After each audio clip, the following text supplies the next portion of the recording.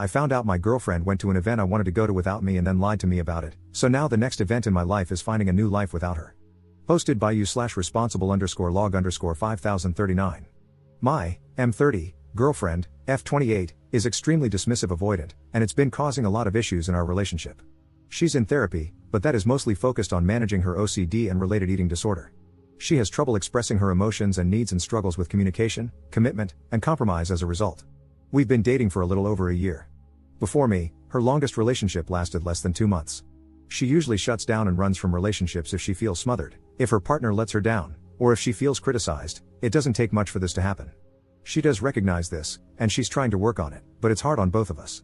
Both of us are big theater nerds. A few months ago, we took a trip to a city about 2 hours from us to visit her grandparents, and I got to meet her best friends from college for the first time. While there, we went to a show with her friends. I honestly had a great time. Her grandparents love me, and I got along really well with her friends.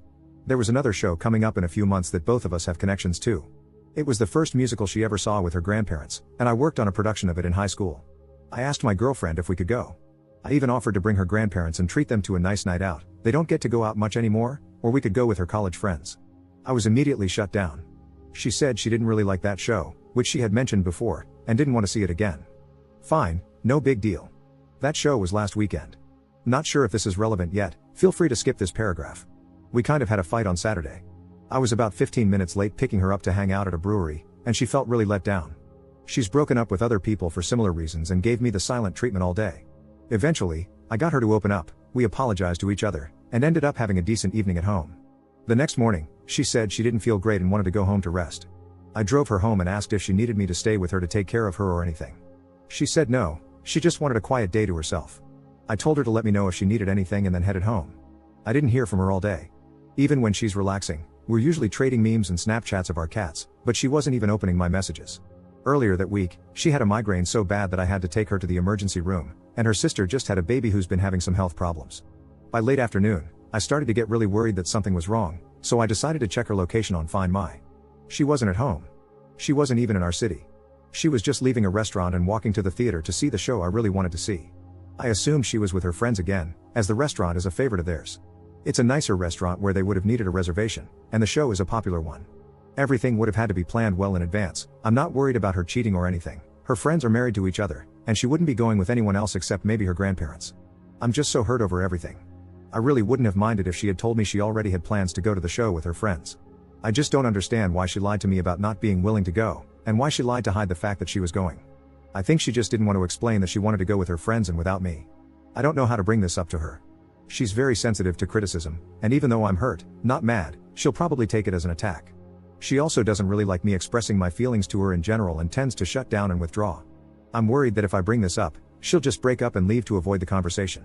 She's threatened to do that before over much smaller issues. How can I bring this up without scaring her off?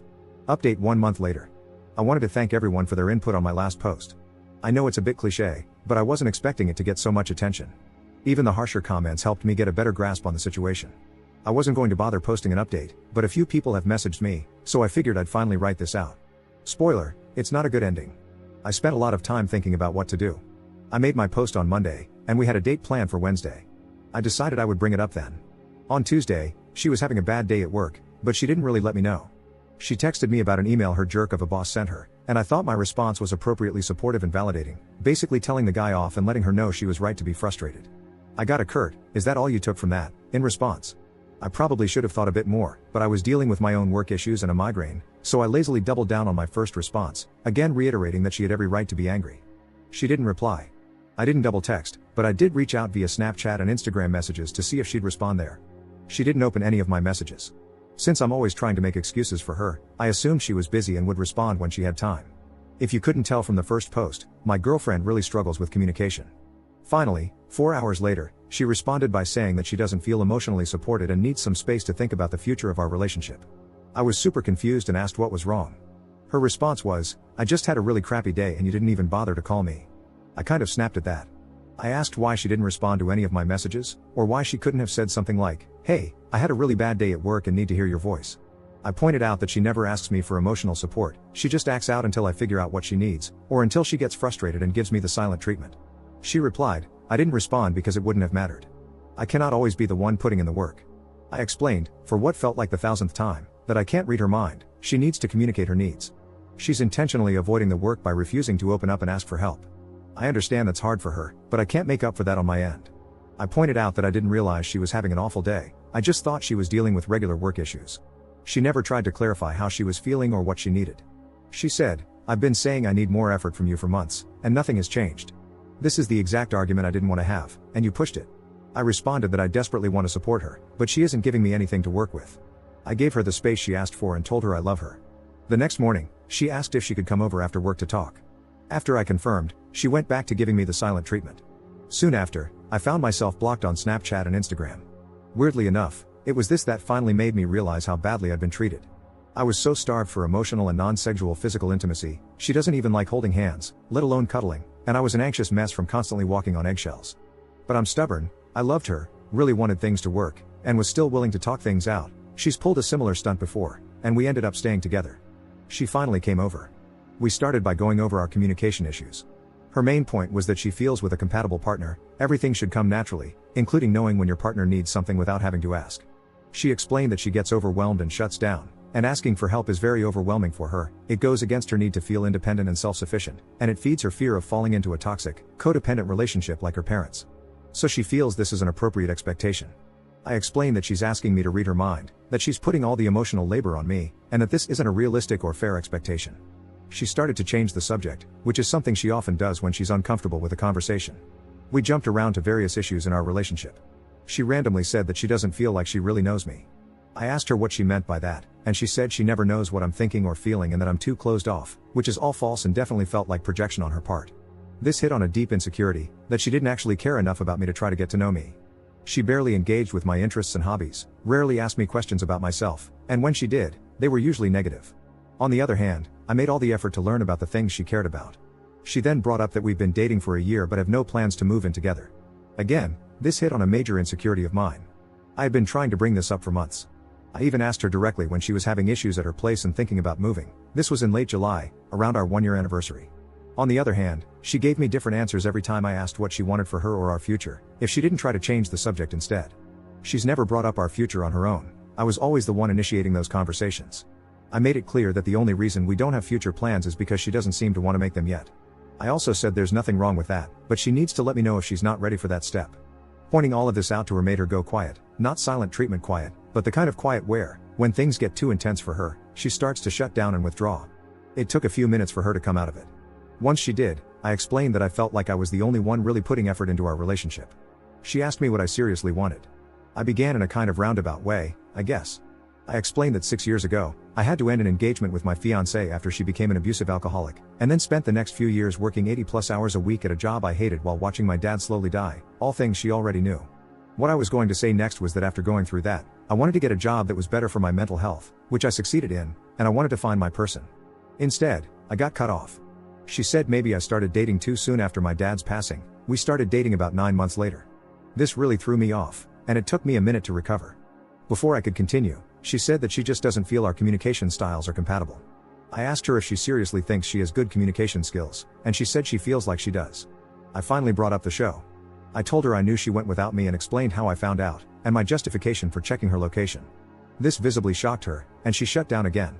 I asked why she lied to me, twice. No answer. I asked if she was cheating on me. She said no, that she went with her college friends. She eventually confirmed that this had been planned before I even asked to go. As I suspected, she admitted she didn't want to go to avoid what she felt would be an uncomfortable conversation. I asked her if she thought that was okay. She said yes, explaining that she was worried if she told the truth, I'd push her to let me go with them. I asked if I've ever pressured her into doing something she didn't want to do. She said yes, mentioning that I asked to watch movies she doesn't like over and over. This hit a sore spot for me. I rarely got to pick what we watched, and she seemed to intentionally avoid movies that were important to me. Over Christmas, I asked to watch Home Alone to continue a tradition I had with my dad. I wanted her to be there with me for support, but she refused and found every way to invalidate my feelings.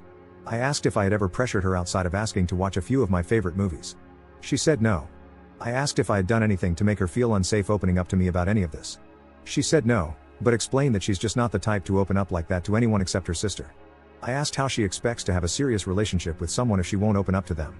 She said she feels like the right person will just make it easy for her. I then asked if she felt she needed to work on herself to be a better partner. She said no, because she doesn't really want to be a partner anymore. She added that our relationship was adding so much stress to her life, to the point that it was affecting her job and eating disorder recovery, though I'm not sure how true this is, as she's been doing really well with both. I asked where the stress in our relationship was coming from for her, and she said it was from the constant obligations and me constantly asking for more from her. I brought up how much work I've put into this relationship. I chauffeured her around for 2 months while her car was in the shop, visited her in the hospital every day, then slept on her couch and took care of her for a week while she recovered from surgery.